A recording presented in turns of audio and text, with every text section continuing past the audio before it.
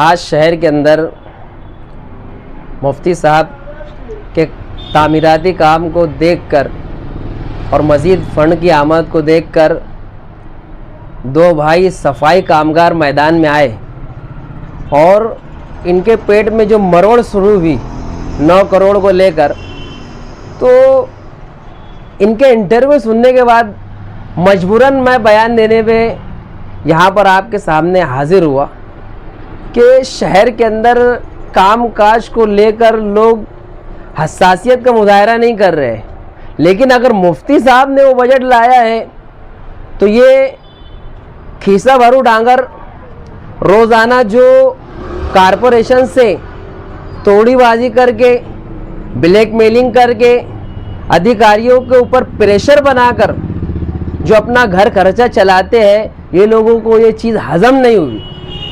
आज जो 9 करोड़ के बजट को लेके शौचालय का जो बजट आया है, तो ये शौचालय के बजट को लेकर जब मैंने अपनी निगाह डाली तो ऐसे अफराद के पेट में क्यों मरोड़ रहा, वो वजह समझ में आई कि जो लोग अपने भांजे भतीजे को पार्टनर रखकर संडास से 2-2 रुपया लेकर वसूल करते हैं, जैसा कि एजाज बेग की आप वीडियो देख सकते हैं कि ये गू का पैसा खाते हैं, तो ऐसे लोग ये चीज़ को कभी हजम नहीं कर सकते।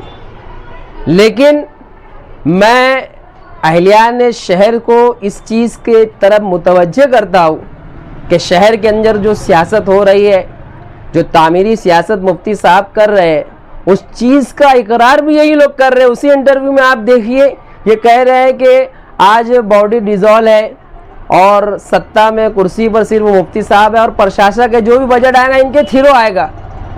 ये चीज़ मान भी रहे हैं, लेकिन इनकी जो सियासी गुलामी है वो इस चीज़ को मानने पर उन्हें मजबूर नज़र आ रहे कि ये चीज़ वो मान नहीं सकते।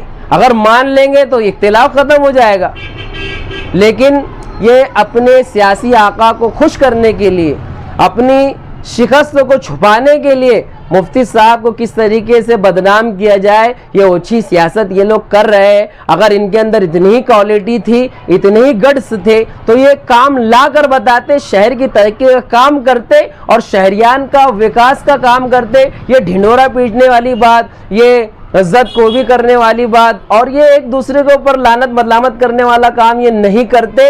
शहर के अंदर कामकाज की सियासत होना चाहिए। मैं इन दोनों बुजुर्गों से हाथ जोड़कर गुजारिश करता हूँ कि आप शहर के अंदर ऐसी सियासत को फ़रोग दीजिए।